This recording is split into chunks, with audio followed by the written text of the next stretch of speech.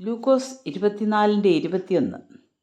ഞങ്ങളോ അവൻ ഇസ്രയേലിനെ വീണ്ടെടുപ്പാനുള്ളവൻ എന്ന് ആശിച്ചിരുന്നു. എമ്മൗസിലേക്ക് പോയ 2 ശിഷ്യന്മാരുടെ സംസാരവും തർക്കവിഷയവും ആ നാളുകളിൽ യെരുശലേമിൽ നടന്ന ഒരു സംഭവമായിരുന്നു. കൂടെ ചേർന്ന് നടന്ന പരദേശിയോട് തങ്ങളുടെ ഭംഗം വന്ന പ്രതീക്ഷയെക്കുറിച്ച് അവർ പങ്കുവയ്ക്കുന്നു. ഞങ്ങളോ അവൻ ഇസ്രയേലിനെ വീണ്ടെടുപ്പാനുള്ളവൻ എന്നാശിച്ചിരുന്നു. ഞങ്ങളുടെ പ്രത്യാശയായിരുന്ന ആ വീണ്ടെടുപ്പുകാരൻ ക്രൂശിക്കപ്പെട്ടു. 3 ദിവസം പിന്നിട്ടുമിരിക്കുന്നു. ഞങ്ങളുടെ പ്രതീക്ഷ ഒരു പഴയ കാര്യമായി മാറിയിരിക്കുന്നു. അവനെക്കുറിച്ചുള്ള വിശ്വാസം ഞങ്ങളിൽ നിന്ന് നഷ്ടപ്പെട്ടിരിക്കുന്നു. ചൈതന്യം നഷ്ടപ്പെട്ട് വാടിയ മുഖവുമായി അവർ യാത്ര ചെയ്യുന്നു. നഷ്ടബോധം അലട്ടുന്ന ശിഷ്യന്മാരുടെ വാക്കുകളിൽ ഭൂതകാലത്ത് വെച്ച് പുലർത്തിയിരുന്ന പ്രതീക്ഷകൾ മാത്രമേ ഉണ്ടായിരുന്നുള്ളൂ. ലൂക്കോസ് 9:22 കർത്താവ് പറഞ്ഞു, മനുഷ്യപുത്രൻ പലതും സഹിക്കുകയും മൂപ്പന്മാർ, മഹാപുരോഹിതന്മാർ, ശാസ്ത്രികൾ എന്നിവർ അവനെ തള്ളിക്കളഞ്ഞ് കൊല്ലുകയും അവൻ 3-ാം നാൾ ഉയർത്തെഴുന്നേൽക്കുകയും വേണം. ഈ വാക്കുകൾ ഇന്ന് അവരുടെ ഉള്ളിൽ നിന്ന് നഷ്ടപ്പെട്ടു പോയി. അവൻ ജീവിക്കുന്നു എന്ന വർത്തമാന സത്യം അവർ ഉൾക്കൊണ്ടില്ല. ഉയർത്തെഴുന്നേറ്റ് ജീവിക്കുന്ന കർത്താവിൻ്റെ കൂടെ അവർ നടക്കുന്നത് പ്രതീക്ഷയറ്റവരായിട്ടായിരുന്നു. എത്ര ശോചനീയമായ അവസ്ഥ! എന്നാൽ കർത്താവ് ആ ശിഷ്യന്മാരെ കൈവിട്ടില്ല. അവരോടുകൂടെ രാപാർക്കുവാൻ കർത്താവ് പോയി. ക്രിസ്തുവിൻ്റെ മരണവും ഉയർത്തെഴുന്നേൽപ്പും വചനാടിസ്ഥാനത്തിൽ തെളിയിച്ചു കൊടുത്തു. അവരുടെ ഉൾക്കണ്ണുകളെ പ്രകാശിപ്പിച്ചു.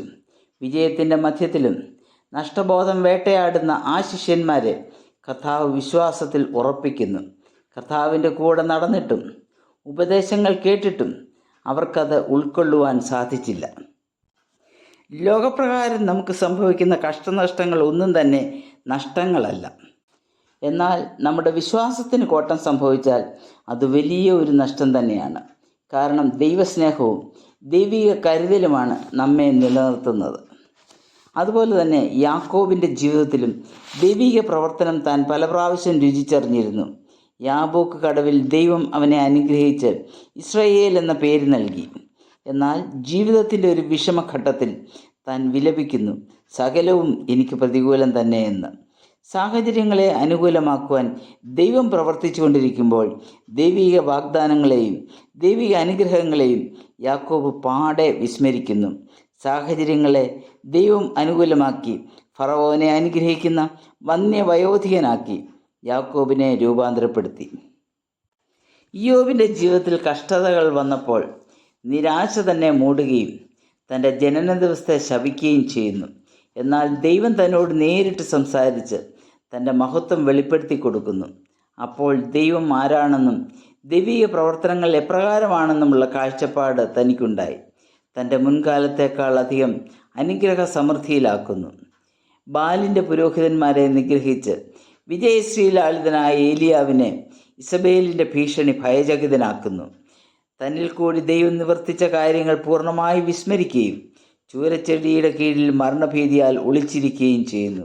എന്നാൽ ദൈവത്തിൻ്റെ മൃദുസ്വരം പിന്നീടുള്ള ഫലകരമായ ശുശ്രൂഷകൾക്ക് തന്നെ ഒരുക്കുന്നു. നമ്മുടെ ജീവിതത്തിലും ദൈവിക സ്നേഹത്തെയും കരുതലിനെയും സംശയിക്കുന്ന സന്ദർഭങ്ങൾ ഉണ്ടായെന്ന് വരാം. പ്രതീക്ഷകൾ അസ്തമിച്ചെന്ന് തോന്നാം. അങ്ങനെയുള്ള സന്ദർഭങ്ങളിലും ദൈവം നമുക്കായി പ്രവർത്തിച്ചു കൊണ്ടിരിക്കുന്നു. പരാജയം ഒരു തോന്നൽ മാത്രമാണെന്നും വിജയം ഒരു യാഥാർത്ഥ്യമാണെന്നും മനുഷ്യജീവിതത്തിൽ കൂടി ദൈവം തെളിയിച്ചുകൊണ്ടിരിക്കുകയാണ്. നഷ്ടബോധം പ്രത്യാശയായി രൂപാന്തരപ്പെടും. നമുക്കതിനായി നമ്മെ തന്നെ സമർപ്പിക്കാം. ദൈവത്തിൻ്റെ നാമം മാത്രം മഹത്വപ്പെടട്ടെ.